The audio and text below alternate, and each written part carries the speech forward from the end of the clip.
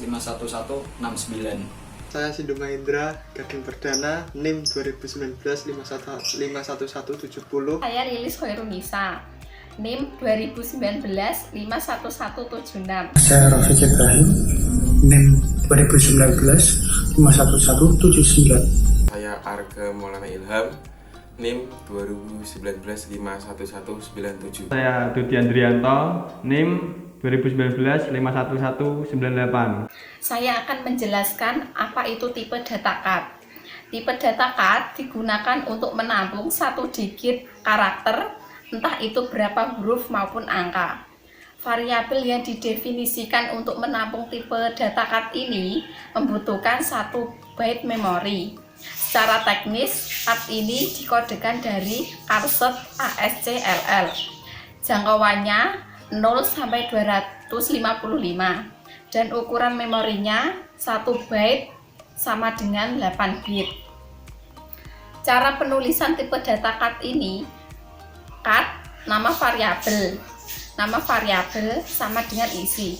Contoh, nama variabelnya Ana, isiannya adalah huruf A. Oke, kali ini saya akan mempraktekkan bagaimana implementasi char di bahasa Java. Pertama kita buka NetBeans. Oke, setelah terbuka NetBeans, kita file, new project, kemudian pilih Java application, kemudian kita next, kita beri nama terserah, contoh praktek char, kelasnya praktek char, kemudian kita finish.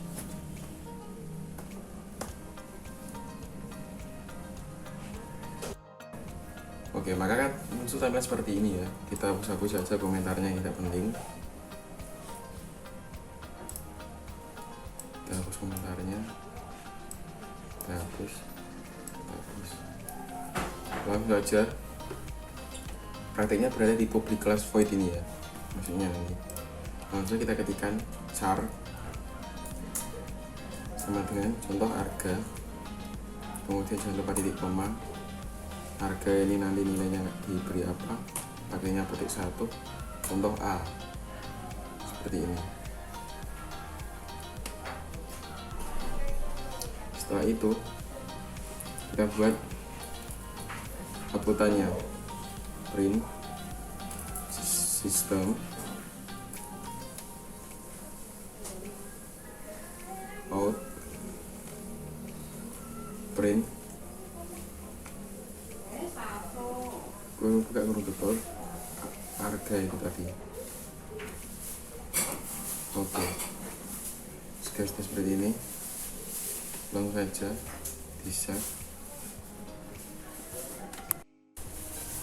Jika kita ketemu seperti ini dengan kita ketikkan tadi, jika sudah, ada kesalahan sedikit, cara tidak usah pakai sama dengan, langsung saja kita save, kita coba jalankan.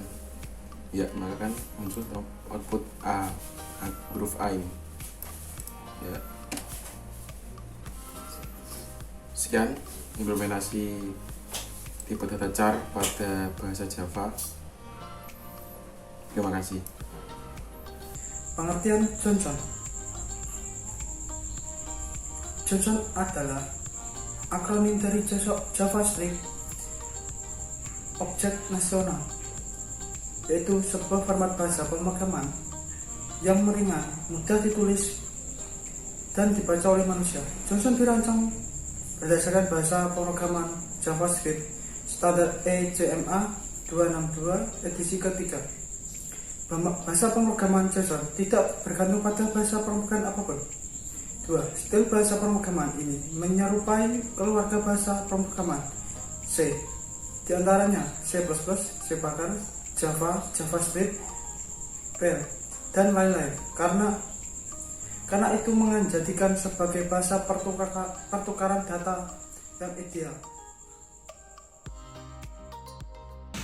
Elemen bahasa pemrograman JSON tersusun dari dua struktur, yaitu sebagai berikut. 1.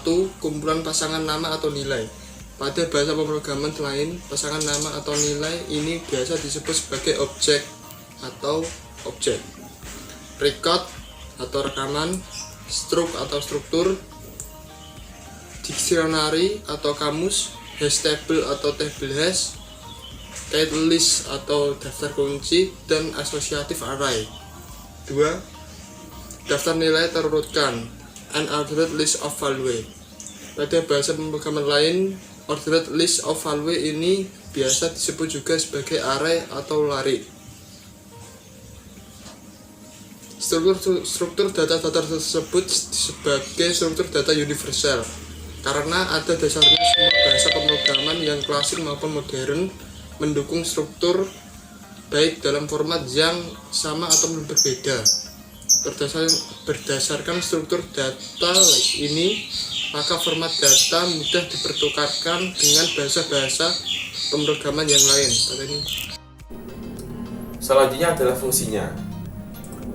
JSON dikenal pada aplikasi mobile untuk berfungsi pengiriman data, konversi data, pembacaan data, serta menyimpan objek data array.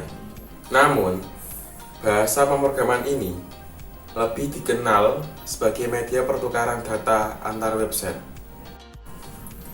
Contoh pemanfaatan JSON pada website yaitu pada aplikasi TweetDeck.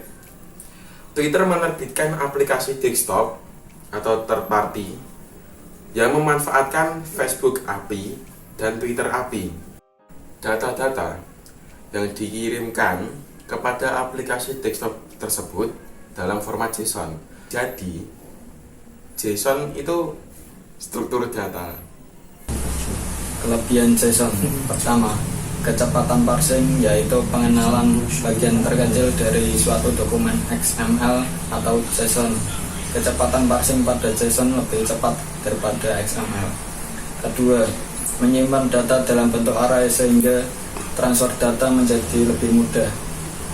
3. Sintaksnya kecil dan ringan, jadi lebih responsif terhadap request. 4.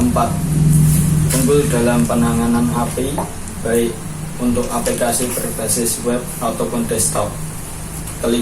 Mendukung untuk bahasa pemrograman lain seperti PostgreSQL dan JavaScript. Kekurangan JSON. Pertama, format penulisannya agak sulit dipahami, berbeda dengan XML yang sintaksnya mirip HTML, sehingga lebih mudah dipelajari.